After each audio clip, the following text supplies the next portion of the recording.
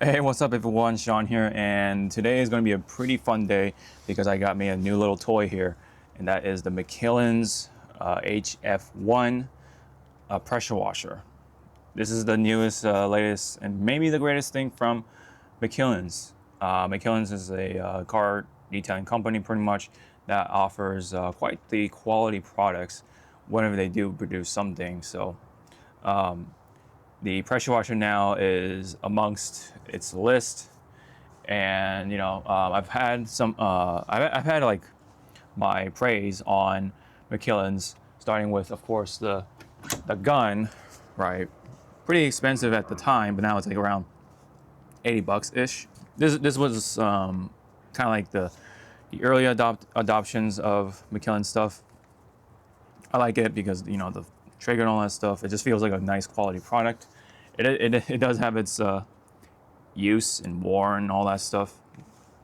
It's gone through the trenches a little bit, but the pressure washer here, I was able to get this during the early launch, so it costed me about $315, whereas the actual price, it just came out not too long ago, is now $350. So you're not really missing out too much on the early launch, other than possibly like the black edition stuff maybe. But if you can get your hands on the pressure washer, and especially if it's your first time, I definitely would consider this amongst all the other ones, just because of its performance, the shape, and the stats, or the numbers on it. And I think the relatively simplistic design of it. I mean, nothing too much about it other than these interesting looking lines right here, and then you have this these angles and everything. It kind of reminds me of like a shaver, right? One of those trimmers, right, that you can use for your beard. That's the first thing that actually came to mind, especially when it has these like the guards, so that it doesn't cut your beard or whatever too much. But other than that, it's a pretty cool design. I like the blacks and the grays. The grays are a little more like a slate color, so it's pretty cool. I like it more on the bluish side because that's just me, my preference. What I like about this design really is that all the stuff you need is up front. Unlike a lot of pressure washers where you have one in the front, one in the back, and then the nozzle storage can vary, right, whether it has it or not. So the designing perspective is pretty cool, and then the handle, it does feel pretty good. It's got the nice robust materials on it. I mean, the whole thing is pretty robust feeling so far. It just looks like a nice quality product for about $300. It looks about right, and so if you're really up for that sort of stuff, this might be the one for you. Another thing I noticed is that the switch here is right up front as well, but it does have this little plastic cover over it. So I guess in case it gets pretty messy, and then you get water all over it somehow, the switch is protected from getting wet via or during the washing. What it does come with is the nozzles. First off, I like that it actually comes with the nozzles that you kind of need more in detailing than anything.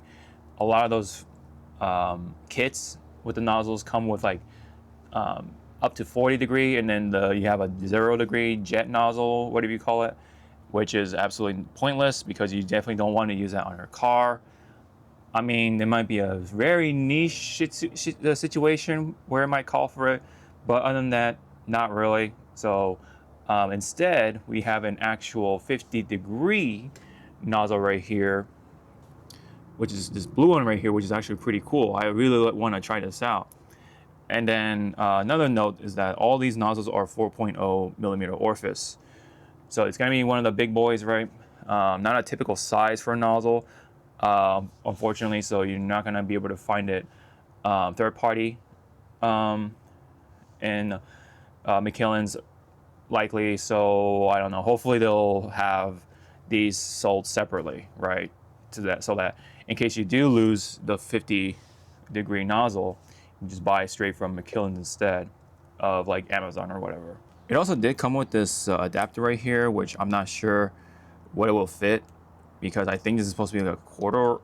I think it's a 1/4 inch sizing. But the important stats on it is supposed to be a 2.0 GPM or 2 gallons per minute flow with about more or less 1,000 psi. So I did look at the earlier people, or the earlier YouTubers who were able to get some videos in about this, and basically they were getting numbers right out of the box, like 1.8 GPM, 900 psi. So that's right out of the box, like fresh out of the box. Whereas if you keep using it, it'll get better and better over time. Probably likely just close to 2.0, maybe sometimes a little over that. I guess it depends on your mileage. So anyways, yeah, that's the numbers you definitely want to chase for a perfect sort of pressure washer for auto detailing purposes. So that's why, plus this is McKillans, so I really wanted to give it a go. I know I'm coming from somebody who has a Ryobi automotive pressure washer, which is the one that's 1.8 GPM. Although when you actually test it, it's more towards 1.6 or maybe 1.7 GPM. So at least this is a little closer to that, and maybe that will actually feel, a little more better when it comes to actually rinsing off the vehicle and such. Because you want more GPM than anything with 1,000 PSI. So that's why potentially this could be the perfect machine for you to get. If you are pressure washer absent up to this point, you have nothing, you're starting out, I think this may be the one for you. Otherwise, the other choice right now is the Ryobi automotive pressure washer. I mean, that's like, even at $170, I think it is now, unfortunately. That is a pretty good deal for something that's that gets pretty close-ish to 2.0 GPM. But as someone who wants to try out stuff, that's why I got it. Typically, one shouldn't spend this much money when one already has a pressure washer like me. But I couldn't resist. I was really curious, especially the fact that it has a 50-degree nozzle. I mean, I don't know. Maybe maybe I might regret it, but judging from what the testers have been saying. Oh yeah, one other thing before I actually go and use it. This does work on a 15 amp circuit setup. So basically, most typical homes are going to be able to run this machine just fine. Other thing that came with was the orifice. It does come with an orifice of 1.2 millimeter for your foam cannon, which is a little atypical, but it is close to 1.25. But judging from I'm Josh V's video, I'm personally going to stick with the 1.25 just to be on the safe side, because it kind of did overamp a little bit with the 1.2 on his end anyway. So for me, I'm just going to just play safe for this time. And then, yeah, so I'm pretty sure it'll just perform just fine. It's really all, what I'm really wanting to find out is how it feels when it rinses. I'm not going to do the whole, like, rinse the bucket test and the gauge test, whatever you want to call it. I'm just here to try it out, see how it feels, and I'm just going to tell you guys how I feel about it. I don't know if I recorded it, but here's me turning on the machine second time right after the first time. So it already primed itself. All right, it didn't blow up on me, so it's fine. Okay, I'm about to try it out with the 50-degree nozzle right here. I'm gonna try to do it with one hand. There we go. And then here's me trying it out. Yeah, just a little bit. Breaking it in a bit. Okay, wow.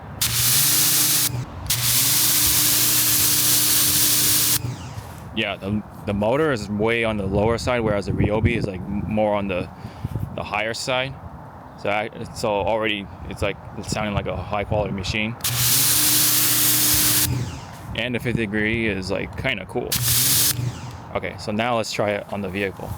Okay, let's do one of these. Oh, that failed one. All right, let's do one of these, and it should be on max foam. This is with the Quiver Rogue soap, 1:30 ratio, and here we go.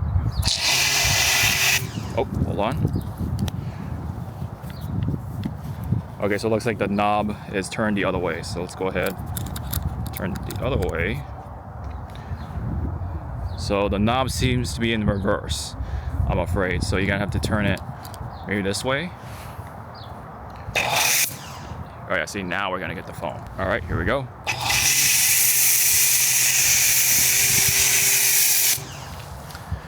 So the foam does appear to be a little more on the waterier side with a 2.5, but a little more typical with the higher flow machine. But it's still pretty good foam, so I'm not too worried about it.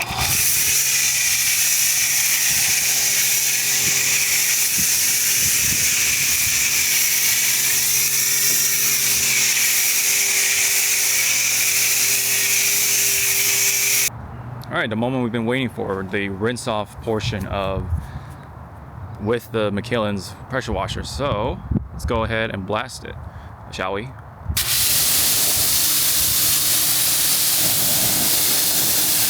Oh yeah, I can already tell the difference.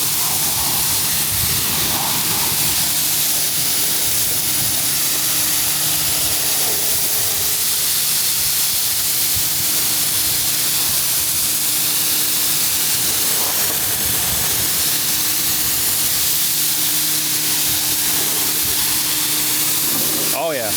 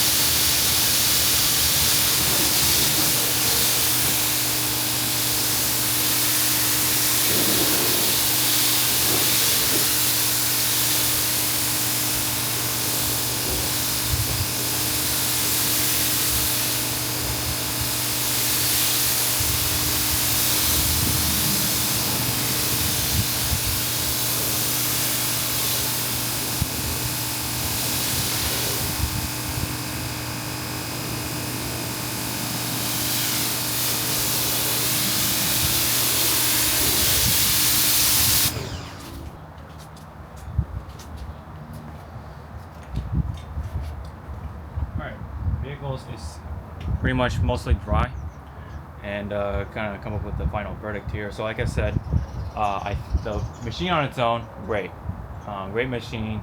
It really does feel like it's towards the 2 GPM experience.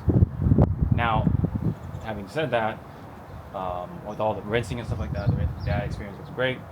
Foam cannon could be a little weird, depending on which foam cannon you're using, I guess, and what your water flow is like actually from your garden hose. That could also be a factor as well. But the rinsing is good, that's all I can say. Especially with the 50-degree nozzle, I think it really makes it a little different as well, that much more different. It's pretty cool. And when it comes to the recommendation, right? I think, again, it really depends on your choice. I know that sounds cheap, but for a machine like that costs essentially pretty much like twice the money, or close to it at least. That's kind of where you're gonna have to make your own decision. I mean, typically, probably not recommended. Stick with what. If you have specifically the automotive pressure washer, sure. I mean, it is definitely a harder choice. But if you have your typical 1.2 GPM machine, then go for it. It's gonna make a huge difference, especially without one right now. And you want to look for a pressure washer right now. There is the HF1. It will do the job. It will give you that nice experience.